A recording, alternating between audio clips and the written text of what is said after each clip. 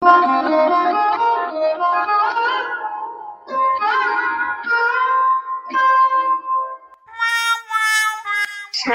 বউ আর শাশুড়ির ঝগড়ায় বাড়িতে কাক চিল বসতে পারে না। বড় অভাবের সংসার তাদের। রাত থাকতে ঘুম থেকে উঠে বউ আর শাশুড়ি দুজনে দুদিকে খাদ্যের জোগাড় করতে বেরোয়। মাঠ ঘাট খাল বিল বন জঙ্গল থেকে তারা কোনো মতে গেরি গুগলি কলমি শাক কচু ঘেঁচু এসব জোগাড় করে বাড়ি ফিরে সেগুলোই দুজনে একসাথে রান্না করে খায়।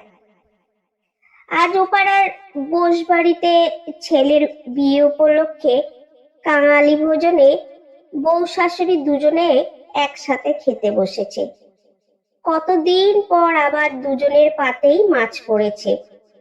শাশুড়ি বৌমার দিকে তাকিয়েই এক ঝলকে মনে পড়ে গেল শহরে কাজ করতে গিয়ে ছেলে আর ফেরেনি। যেদিন ছেলের মৃত্যুর খবর পেল সেদিন বৌমার কাছে খবরটা গোপন করে গেছিল ভাগ্যিস। জানলে বউটা হয়তো আজকে আর মাছ খেত না।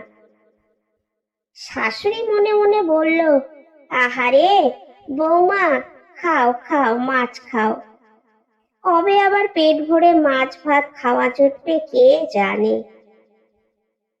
বৌমা শাশুড়ির দিকে তাকিয়ে ভাবলো, গৃহত্যাগী শ্বশুরের মৃত্যু খবরটা ভাগ্যিস শাশুড়ি মাকে জানায়নি।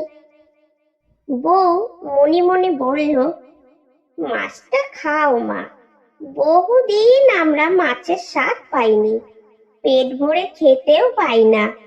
আবার কবে পেট ভরে মাছ ভাত খেতে পারবো কে জানে। ভাগ্যিস শ্বশুরের মৃত্যুর খবরটা তোমার কাছে গোপন করেছিলাম, তা না হলে হয়তো আজকে মাছটা মা তুমি খেতে কি। তারপর তারা দুজনেই নিজেদের খাবারে মন দিল।